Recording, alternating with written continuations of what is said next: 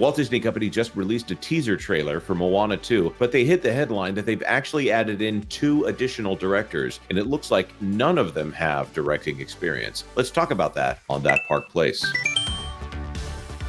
Hello, I am Jonas J. Campbell, an investigative reporter for That Park Place, and here with me is my wayfinder, Mr. VashSky. Vash, do you know the way? I think I do. Don't worry, Jonas. We'll find our way together, I'm sure, in that great, big, beautiful ocean. Away, let's go. Let's talk about this trailer here. Moana 2 teaser trailer from Disney Animation Studios. We could thumb through this thing real quick. Hey, look, there's a seashell. And this little hermit crab wants to get that seashell, and Moana says, no, I'm replacing your seashell with a smaller seashell. There you go. And then, of course, this nice little shot here where she blows into the conch shell, and yep, nice big shots of everybody there on. I'm going to assume that's Motunui. More scenes in that one little place where all the boats were for some reason. Hey. Oh, and by the way, hey. Guess who's in this? It's Dwayne "The Rock" Johnson, and he's got jokes about the eggs and the bacon. I'm pretty sure that's a rooster right there. So roosters don't lay eggs the last time I checked. Fact checking a joke, maybe that's kind of gauche, but here we are.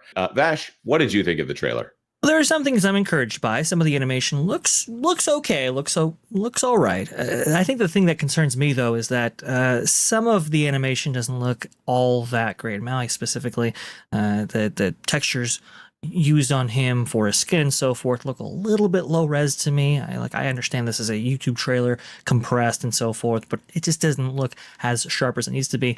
There's also, I believe, if you can scroll back to that crowd shot, I believe it's at 35 seconds, I want to say, where, it looks like Moana's leaving right there. You can see the people who are actually in the water closest to camera right there. You can't see their lower halves, which is a little bit strange right there. So there's definitely some cheats in this animation, and maybe that speaks to the timeline, maybe that speaks to the funding that they had initially. I don't know, but the rendering quality doesn't look super high versus stuff that was produced years ago, like Zootopia, for example, or even Strange World in some cases looks maybe a tinge better. Yep. And so also seems a little bit small in scope. Those are the things that kind of stood out to me as points at issue, at least for me. You make a very good point here. By the way, this could be light refraction that's preventing us from seeing everyone's legs. Have you ever been at the beach and it cuts off everybody's legs?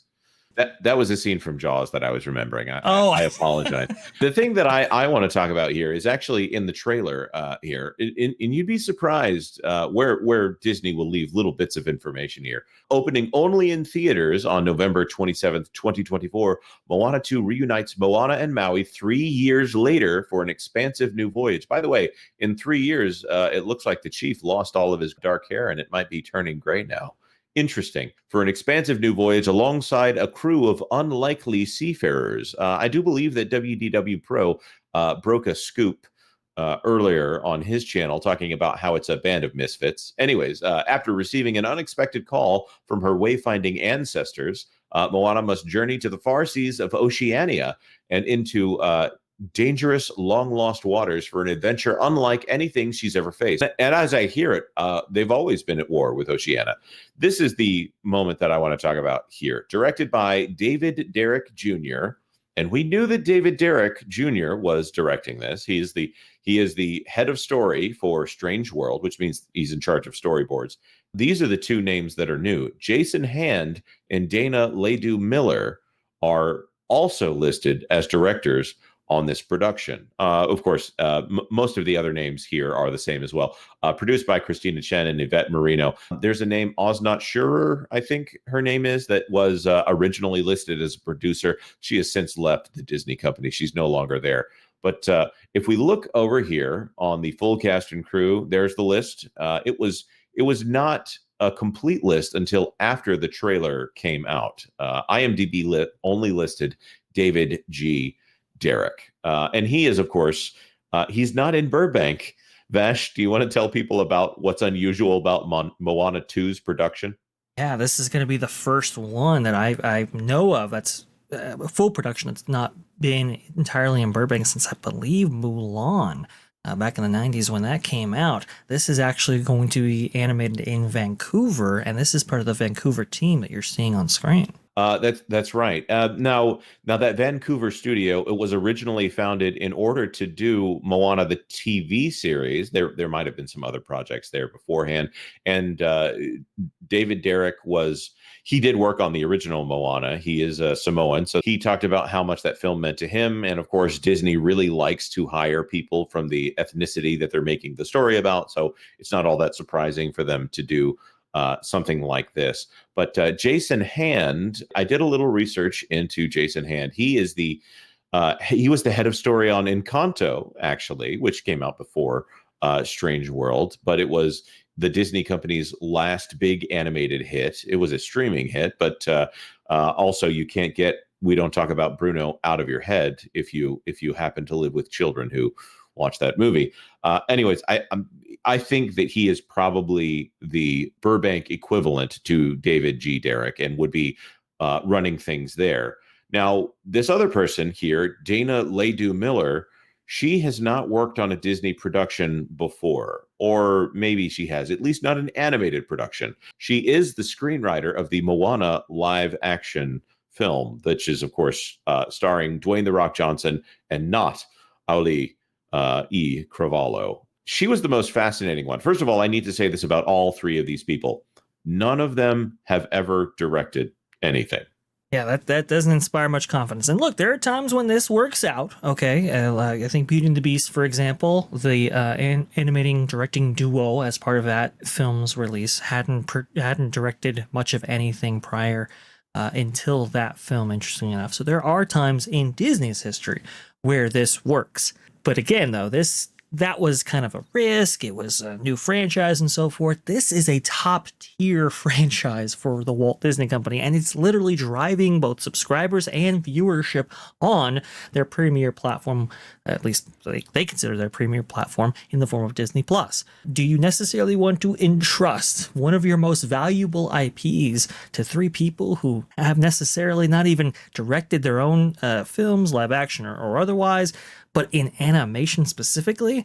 This is tough to wrap my head around, Jonas, I will say. Yeah, I understand. I'll give another example, and this is something that I was thinking of. And I spoke with Alan Ng over from Film Threat. He's worked on a series called The D-Files, which everybody, if you're interested in Disney animation and the current state of it, you need to go check out The D-Files if you haven't. And Alan was kind enough to help me work through a couple of items here. The Into the Spider-Verse films, for instance, have three directors on them. It's a massive undertaking. They work at several different studios, so it's kind of par for the course. But all three of the directors of the Spider-Verse films had already had directing experience. So it's both usual in having multiple directors on an animated project, but it's unusual in that none of them end up having director experience beforehand. Now, I don't mean to focus on Dana Ledoux Miller specifically, but David Derrick is not a mystery to me. Jason Hand is not a mystery to me. So I was looking into her in particular because this was a curiosity. She's mostly worked in television. She worked on shows like Designated Survivor. She was the showrunner on the Thai Cave Rescue miniseries that came out on Netflix. I looked into her, and she appeared on a podcast called Pitch about 3 weeks prior to the recording of this video, which is like a day after the Moana trailer came out that we're releasing this. And she said on this podcast, I'm working on the live action Moana adaptation, and I'm also working on a Disney animation project at the moment that has not been announced fully. I've never worked in animation before. It's a very different process. So she does confirm, never worked on animation. She says she's working on a feature film, and she's working on the live action Moana. But also during that same interview, she indicates that she had been approached about a different Moana animated project earlier, and that she had turned it down because she didn't want to work on it. Well, I've been digging around, and I did find an Instagram post from Miss Miller here, Mrs. Miller, I do believe. She's married with several children. Forgive my patriarchal use of the Miss versus Mrs. there. She confirmed as of February 7th that she was working on Moana 2. So she was working in some capacity on this. Now, one might assume that she was working as a director, but the plot thickens a little bit, a little bit more from there. It sounds like on June of 2022, she started writing the live action Moana film. That was not announced until April of the following year, but the television series started in January of 2022. I'm still not quite clear on all of the picture here, but let me go to some of her comments in wrapping up the podcast were kind of fascinating to me. Based on the comments that she made, it sounded like she had something that she was planning to do right after she was done with Moana. She wanted to get back into a different television project. Since the live action Moana had been moved to 2026, it sounded like that she was going to be done imminently, however. And of course, this is supposed to come out in November of this year. She finished by saying, and my goal for the next year, my goal is that I want to direct. That's my goal for the next year, for a year and a half. This was 3 weeks ago that she was saying, I would like to direct sometime in the future. This is also, she has been pulled from the live action Moana film. And now she is not only working on Moana 2, she is also the director. It's almost like she's wish casting, like she's just said to the universe, I would like to direct. And then all of a sudden someone came in and said, oh, well, why don't you direct this film that you happen to be working on? It's so strange to me. If I were, say, working on that live action Moana film and writing the script there, and let's say Disney approached me and said, we would like to use the material from your script on a different project and merge it into this one financially, how would you like to work that out? And if she said, oh, well, I want to be a director, so give me a director credit. That's one theory that popped into my head. There's so many interesting little moving parts here. Vash, can you add any clarity here? Have I explained what's going on here well enough? I'm not saying that is definitely what's happening, where she negotiated for a directing credit. She might be the most competent storyteller of the three directors. I don't know that to be true, but Vash, can you help me out here? Yes, I believe I can. So she was part of the live action film that we knew was in production. Now that's been pushed back in order to make way for Moana 2. They might be incorporating her stories. We don't know that for sure. And now she's been given a director credit. It's interesting because the timeline is very important there, because was she a director before and she's not considering this a directorial gig for her? Is this to set her up for a directorial position later on? Is this an effort by the company to say, hey, you know what, if this didn't work out, here are the three no names that we're just casting off here, and nobody's careers that we necessarily have a stake in, or a larger stake in, are going to be hurt by this. All these things, I suppose, could be playing out here. Another thing that's fascinating about this, and I don't know when the podcast was recorded, I know it was released 3 weeks ago. She talked about an animated Disney project that she couldn't talk about, but she said that her goal for the next year is that she wanted to direct. I don't know if she was just being coy with the people that she was on the podcast with, and she already had the director credit in hand. Now here's the final quote, which I think would get her in trouble with Disney. If she were trying to work with them long term, this would be a clear sign that maybe that's not going to happen. She said, I've been in Disneyland for a while, and I'm feeling really ready to do something totally different and get a little weird again. I miss that creative freedom to do something different and be bold.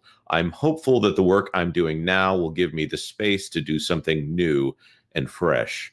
Vash, how would you interpret that statement in light of her relationship with Disney? Well, it sounds like she's not completely happy with where she's at and the constraints that have been placed on her. It sounds like she would rather be doing more important things, more grandiose things, more bold and eye-catching things than just animated films for 9-year-olds. Or I don't know necessarily if she believes that, but I've heard that kind of espoused by people. Oh, these Disney films, they're little kid stuff. It's really the A24 type stuff. That's really what we want to be doing. It's like, okay, but these films resonate with so many generations for so long.